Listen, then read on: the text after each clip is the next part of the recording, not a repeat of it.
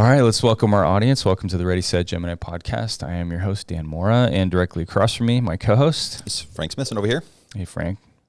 Got any words of wisdom for us today? Words of wisdom. Yes. Every day there's something new to appreciate outdoors. I wonder if how many people are going outside. Any wisdom for us? Well, I love that. I think it's a good habit to, I'll just piggyback off of what you had. I think it's a great habit to get outside. And I think for me, I like to pause and categorically kind of reflect on something that I notice. I think that's a good tip. Appreciate that. Yeah. This episode, we're going to talk about the California. This is SB 1162, effective the first of this year, 2023, by Monique Limon. And this is the requirement that employers post salary ranges on job postings in California. So you have to have 15 or more employees, and it's required. And then if you have 100 or more employees, the bill goes a little bit further, and it says that you are required to retain pay data to by race, sex, and job category, and just for inspection in case but they won't. Also, part of it is there's no public publishing or posting of what, if there's an investigation, what they find, which is, I think, pretty neat. Okay. I mean, it's balanced in that way. Sure. So what's your thoughts? What's your first thoughts on this?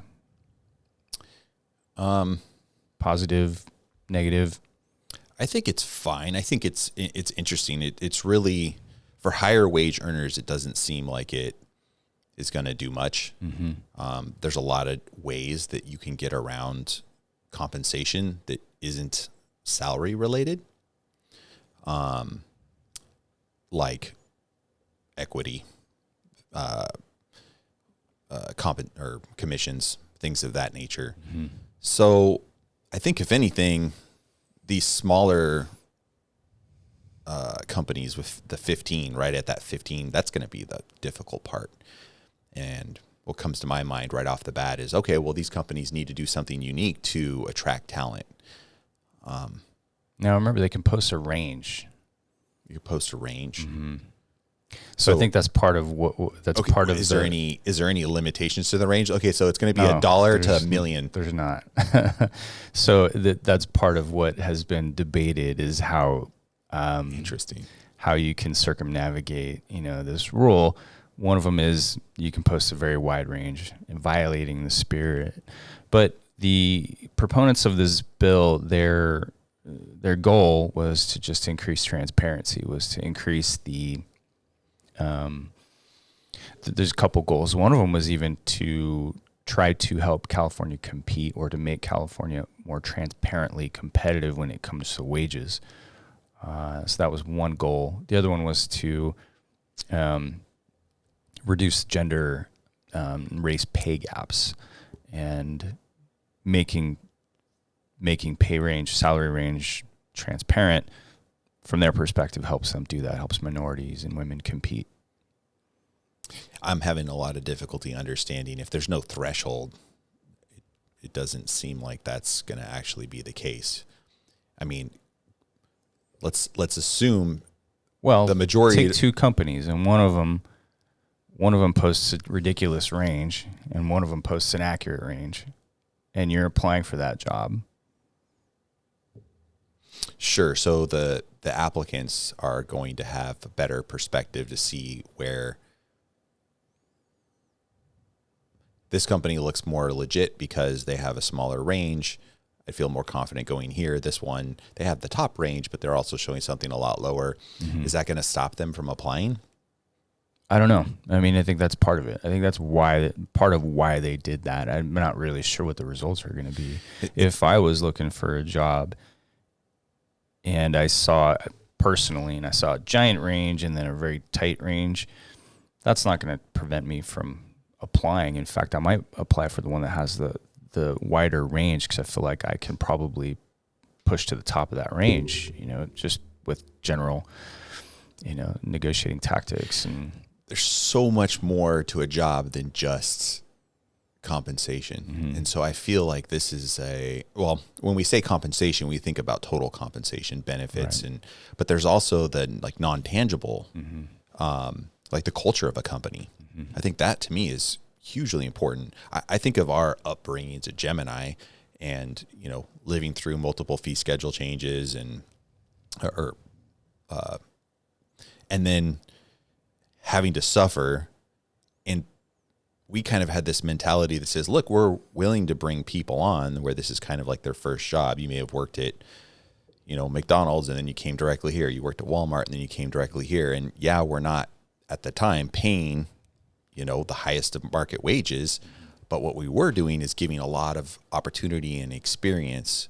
And in a culture where you can come in, work Monday through Friday, 40 hours a week, you don't have to, sweat 60-hour work weeks. So there's a lot of, and then the community that we've created too, people like coming to work. Well, I don't think that they're speaking to that. But the idea is that if people are more focused just on wages, and that's like the first thing they're going to look at when they're making a decision on the job, they may be very well just going right past those without going into a deeper dive. Yeah, well, buyer beware. If you're a buyer beware. If you're an applicant, if you're an employee looking for a job, please don't just look at the pay. I mean, that's what you're trying to say, right? I feel like recently there are people out there and they're just putting in their applications for anything and everything. Mm-hmm. And that seems to be kind of a trend. I see what you're saying. You know? So if that's already the case, and now because they're already putting in for everything, anything and everything, if wage is that the next thing that they go to, it's like, oh, okay, well, maybe I'm not going to put to the bottom ones and I'm going to start at the top. Yeah. Which, who knows if they're getting the right culture? I guess that can be determined through the interview process, but there's a lot of waste there if you have to go all the way to the interview to start understanding these things. I don't know. As an employer, we had talked about this. I think it requires you to constantly be savvy about how you're posting. Yeah. And anticipating that job market. You're right. Like if there's just robo applicants and robo applicant websites that are going to toss out your job posting as an employer, you don't want to do that. So how do you do that? We've had incredible results, just internal recruiting. That's always the best. If you think about any sort of referral system, that a referral is 100% better than anything. I just can't. We've had amazing success with people referring jobs to us. Sure. And then promoting from within has been just absolutely fantastic too. That's been a really great way. We've been looking for getting a tech position filled, looking out, and it's just been difficult. So we were like, all right, we're gonna do the work it takes to train someone up that's already here, because we at least know they have a great cultural fit. Mm-hmm. I don't think this is going to do much. No, I just don't. I mean, that's my gut feeling. Maybe over time it'll create some benefit. Here's one thing that can be beneficial. If companies now are putting more thought and understanding into how they're compensating because of this law, it could benefit them. Like, you should be looking at how are you compensating based on gender, race, and all those things, right? Like you don't want to be unfair. Mm-hmm. So maybe this will just give a little bit of a push to where people can understand a little bit more and make better decisions. Yeah, I think the people that didn't want this or don't like it, they don't like change, and we as business owners, as entrepreneurs, we have to just be, I don't know, when you start a business, you have to be completely nimble and very flexible, and you deal with the things that are coming at you. And I think that a lot of businesses die because they just stop. They stop being nimble. They stop caring about those details. and then they either die or their business continues on with some success, and they become complacent. And just don't grow in there. Yeah, what I find is business owners, you're either in for all the rides and you're going to be all right, and it will be a roller coaster, or you're going to get grumpy. You're going to get grumpy and jaded, and I don't want any change. Change is bad. So this is kind of a change that I think those grumpy folks are going to say, I don't want to. Why do I have to do more as an employer? And I get that. I don't want to do more either. But that's just the reality of being a business owner. What are the detractors saying? Are there people, do you have any understanding of that? There's one, Cal Chamber had one comment that it would penalize ambitious workers. And I just don't see that at all. Like, if I'm, okay, I view myself as ambitious. I'm going in for a job and I see a range or I see a target amount. Either way, even if I see a target amount, I'm not going to settle for just that target amount. I'm going to negotiate. I'm going to try to negotiate higher, right? Yeah, the ambitious workers themselves are the ones that are going to ask for everything. So how would it penalize them? I think because what you're supposed to do, I think the spirit of this is you were supposed to hire at the range that you post at. Okay. And I've read a bit about this. I don't know this exactly, but they say that culturally, men, for example, are more assertive to ask for more money. Mm-hmm. And it's 80%. I think it's 83% is the gap. Women get 83 cents on the dollar when it comes to job. And I think that that's part of what they're trying to correct here. How would that correct anything? Is if one person asks for it, they get the top of the range, and the other person doesn't, and they get the bottom of the range, didn't change anything. I hear you. I think it's like I said, I think a lot of this is just awareness for the employment community. What they're trying to accomplish, totally awesome. Will this accomplish that? It's up for debate, I guess. I don't see it. Yeah. But yeah, interesting. I mean, taking small incremental steps to get there, I think is just. That's what they're trying to do. Yeah. I would say if I'm to read into. I'd be curious for the law firms that are right at that threshold, like the 15 employees. Yeah. You got file clerks, legal assistants. Some of the lower wage earners that aren't going to have, a total compensation with other things like the equity or commissions or whatever else those things are, how it'll impact them. It'd be kind of interesting. Yeah. Just putting myself in the mind of a small employer. I have choices now. I either post a ridiculous range if I get somebody who walks in off the street and they just have an amazing attitude but no skills, I'm going to get them on the low side. And if I have somebody that has 20 years experience, I'm going to get them on the high side. That's my choice as an employer, to post either that way from a range, or to say I absolutely need 10 years of experience. So that's the exact number. I'm going to have a tighter range. So you limit yourself, right? If you do that.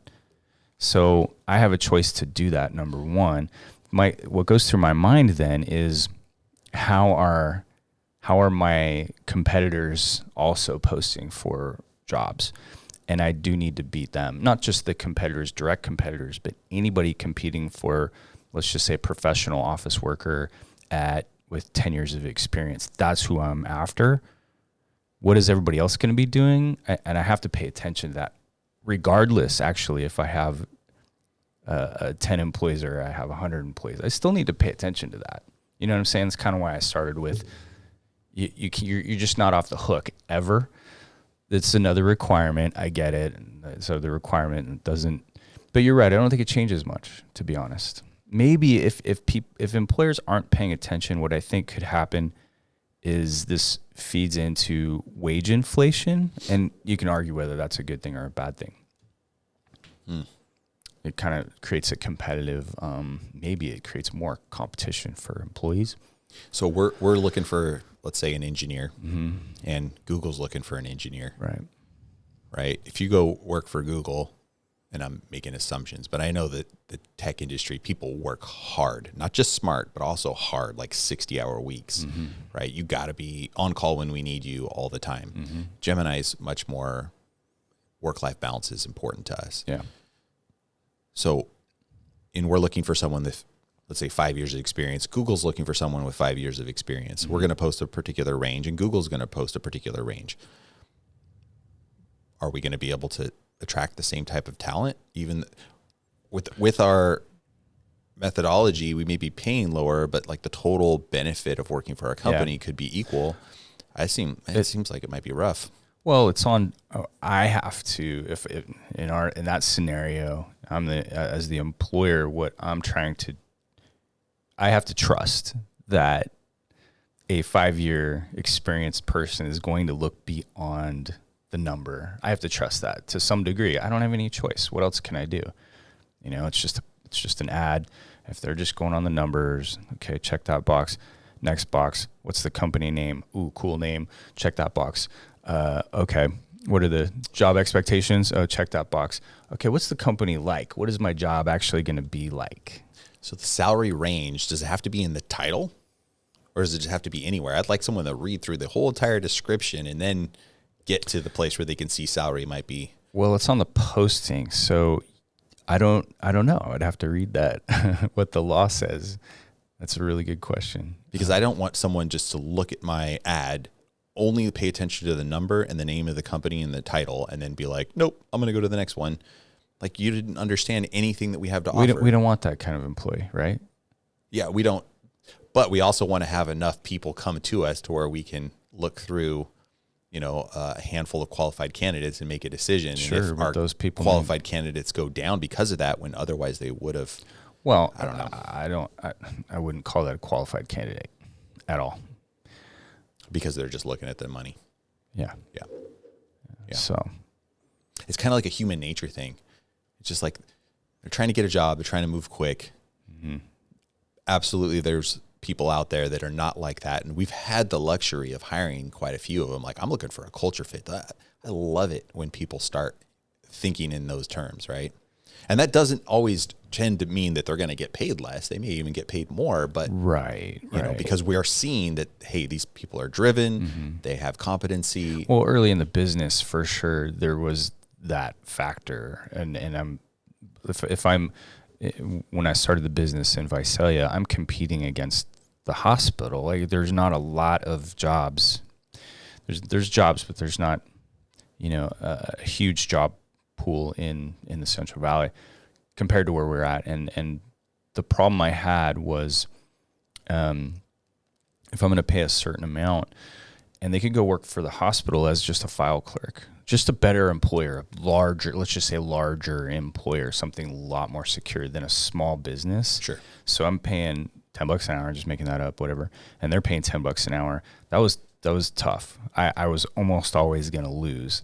So I really had to bring them in quickly, engage them very quickly, and make not just tell them about a good culture, but make a good culture so that they felt like, okay, I'm going to be cared for here. I'm going to be just a number over there, and I'm going to be, shepherded and mentored here compared to just, and that's not always true, of course. If you're $10 an hour at a hospital, you probably have great managers and that sort of thing, but that's what I had to compete with. So yeah, culture is that's where it seems like it's going to hit people, is at the lower employee count. If you got those 15, you've just hit that threshold. That's where you're going to have the most impact. Seems like law. I've always competed that. It's always been it's just one more little thing. It seems like it is. And again, we're in California. It's always one more little thing. It's always one more little thing. And, it's not for the faint of heart. It's really not. You're going to join the roller coaster. It's going to be big highs. It's going to be big lows. So the moral of the story is go out into the woods and look for something new. Amen, brother. Yeah.